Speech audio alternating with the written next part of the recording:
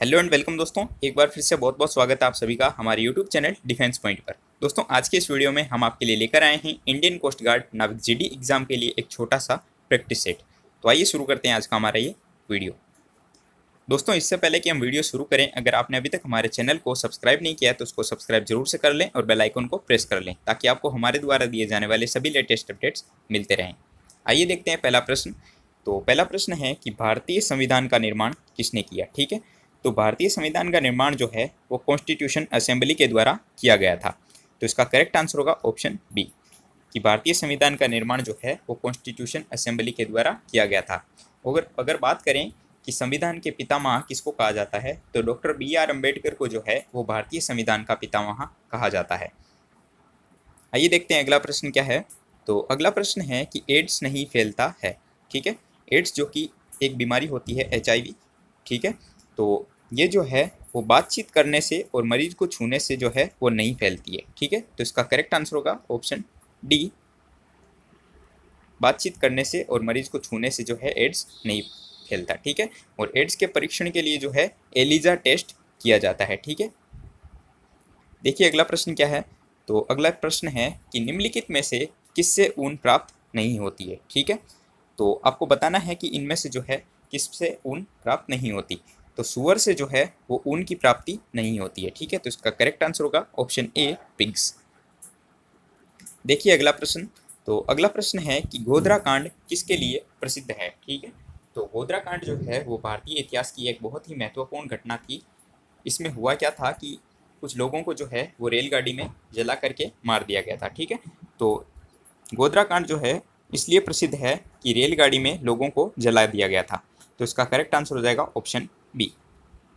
देखिए अगला प्रश्न क्या है। तो अगला प्रश्न है कि भारत में हरित क्रांति के जनक कौन थे। ठीक है, तो भारत में क्या हुआ था कि जब पंचवर्षीय योजना चलाई गई थी तो उनमें जो है विभिन्न प्रकार की क्रांतियां भी चलाई गई थी, जैसे कि हरित हरित क्रांति हो गई, श्वेत क्रांति जो कि दूध से मानी जाती है। ठीक है, तो हरित क्रांति के जनक जो है वो MS नाथन को माना जाता है। ठीक है, तो हरित क्रांति के जनक कौन थे, तो MS नाथन जो है वो हरित क्रांति के जनक थे। इसका करेक्ट आंसर हो जाएगा ऑप्शन ए, MS नाथन। देखिए अगला प्रश्न क्या है। तो अगला प्रश्न है कि मंडल कमीशन किस प्रधानमंत्री के कार्यकाल में लागू हुआ था। ठीक है, तो मंडल कमीशन जो है वो VP सिंह के कार्यकाल के दौरान लागू हुआ था। VP सिंह जो कि भारत के पूर्व प्रधानमंत्री थे, तो उनके शासनकाल में जो है वो मंडल कमीशन लागू हुआ था। ठीक है, तो इसका करेक्ट आंसर होगा ऑप्शन सी। आइए देखते हैं अगला प्रश्न। तो अगला प्रश्न है कि जाकिर हुसैन का संबंध किससे है। ठीक है, तो जाकिर हुसैन जो कि एक प्रसिद्ध तबला वादक थे। ठीक है, तो इसका करेक्ट आंसर होगा ऑप्शन बी, जाकिर हुसैन जो कि एक प्रसिद्ध तबला वादक हैं। देखिए अगला प्रश्न। तो अगला प्रश्न है कि लाल बहादुर शास्त्री का समाधि स्थल कौन सा है। ठीक है, तो लाल बहादुर शास्त्री का जो समाधि स्थल है वो विजय घाट है। तो इस प्रश्न का करेक्ट आंसर होगा ऑप्शन सी, विजय घाट जो कि लाल बहादुर शास्त्री का समाधि स्थल है। आइए देखते हैं अगला प्रश्न। तो अगला प्रश्न है कि निम्नलिखित में से कौन किसी राज्य की राजधानी नहीं है। तो इन चारों शहरों में से आपको बताना है कि कौन जो है वो किसी राज्य की राजधानी नहीं है। तो आइए बात करते हैं सबसे पहले देहरादून की। तो देहरादून जो है वो उत्तराखंड की राजधानी है। ठीक है, अगर बात करें कानपुर की, तो कानपुर जो है वो किसी भी राज्य की राजधानी नहीं है। लखनऊ जो है वो आपके यूपी की राजधानी है। और अगर पटना की बात करें तो ये बिहार की राजधानी है। तो इसका करेक्ट आंसर हो जाएगा ऑप्शन बी, कानपुर जो कि किसी भी राज्य की राजधानी नहीं है। देखिए अगला प्रश्न क्या है।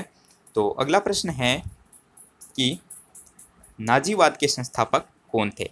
ठीक है, तो नाजीवाद का संस्थापक जो था वो हिटलर था। ठीक है, तो इसका करेक्ट आंसर होगा ऑप्शन ए, हिटलर। देखिए अगला प्रश्न है कि दीन ए इलाही धर्म किसने चलाया था। ठीक है, तो दीन ए इलाही धर्म जो है वो अकबर के द्वारा चलाया गया था। ठीक है, तो दीन ए इलाही धर्म जो है वो अकबर के द्वारा चलाया गया था। और अगर बात करें कि इसको सबसे पहले जो है किसने हिंदुओं में से जो किसने अपनाया था, तो हिंदुओं में से जो है वो सबसे पहले बीरबल ने इसको अपनाया था। ठीक है, तो इसका करेक्ट आंसर हो जाएगा ऑप्शन ए, अकबर जिसने दीन ए इलाही धर्म चलाया था। देखिए अगला प्रश्न क्या है। तो अगला प्रश्न है कि A, C, F, J और O आपको जो है अल्फ़ाबेटिक क्रम दिया गया है एक, और बताना है कि इसके ओ के बाद में जो है अगला पद कौन सा आएगा। ठीक है, तो ओ के बाद जो है वो क्या आएगा। ठीक है, तो इसमें अगर हम देखें तो देखिए ध्यान से देखने से आपको पता चलेगा कि इसमें अल्फ़ाबेटिकल क्रम बढ़ रहा है। ठीक है, ए से सी के बीच में जो है आपका बी का गैप है 1 का। ठीक है, अगर बात करें सी से एफ के बीच में तो डी और ई इसमें 2 अल्फ़ाबेट का गैप आ गया। पहले में 1 है, दूसरे में 2, और एफ से जे में 3 का और जे से ओ में 4 अल्फ़ाबेट का गैप है। ठीक है, तो ओ के बाद में 5 आएगा, तो इसी प्रकार इसका रिलेशन हो जाएगा यू से। ठीक है, तो इसका करेक्ट आंसर हो जाएगा ऑप्शन ए यू। ठीक है, आई होप आपको ये समझ आ गया होगा। इसमें क्या हो रहा है कि अल्फ़ाबेटिकल जो है इंक्रीज हो रहा है, ए से सी फिर सी से एफ। ठीक है, 1 2 3 ऐसे करके अल्फ़ाबेटिकल जो है इंक्रीज हो रहा है। आइए देखते हैं अगला प्रश्न। तो अगला प्रश्न है कि निम्न विकल्पों में से वह शब्द चुनिए जो दिए गए शब्दों के अक्षरों का प्रयोग करके नहीं बनाया जा सकता, और शब्द दिया गया है टेक्नोलॉजिकल।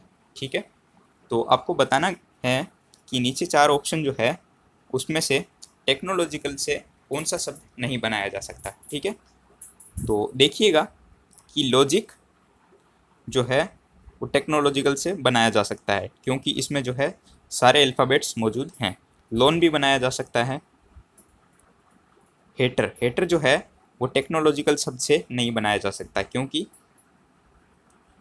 देखिए इसमें जो है हेटर जो है ये आपके टेक्नोलॉजिकल से नहीं बनेगा। तो इसका करेक्ट आंसर हो जाएगा ऑप्शन सी हेटर।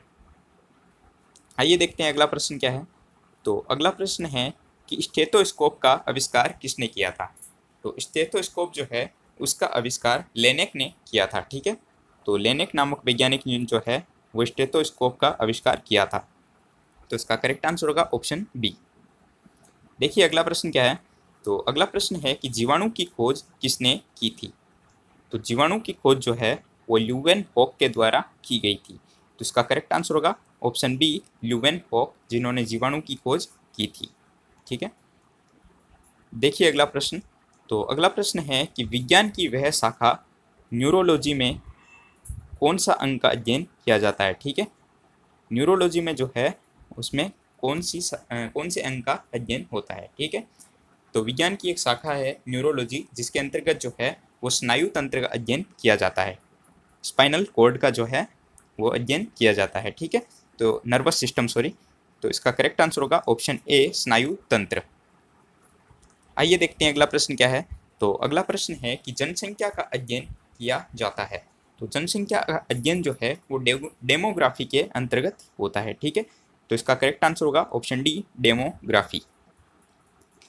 देखिए अगला प्रश्न क्या है कि स्वतंत्र भारत का अंतिम गवर्नर जनरल कौन था। ठीक है, तो स्वतंत्र भारत के जो अंतिम गवर्नर जनरल हुए थे वो सी राजगोपालाचारी थे। तो इसका करेक्ट आंसर होगा ऑप्शन ए सी राजगोपालाचारी, जो कि भारत के अंतिम गवर्नर जनरल थे। आइए देखते हैं अगला प्रश्न।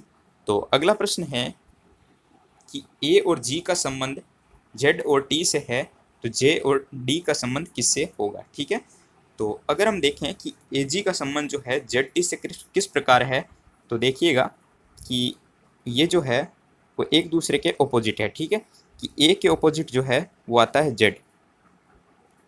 ठीक है, आपने रीजनिंग में पढ़ा होगा।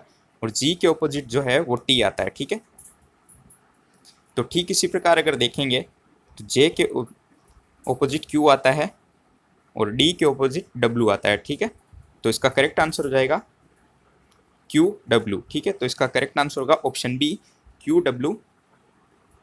आइए देखते हैं अगला प्रश्न। तो अगला प्रश्न दोस्तों आप लोगों के लिए है, इसका राइट आंसर क्या होगा नीचे कमेंट बॉक्स में हमें कमेंट के माध्यम से ज़रूर से बताइएगा।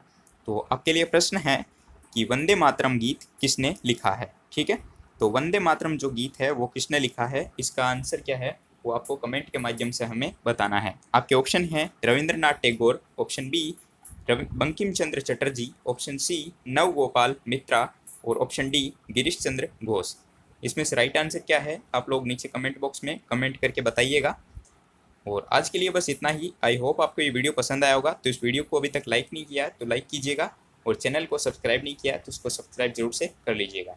मिलते हैं अगले वीडियो में, तब तक के लिए जय हिंद।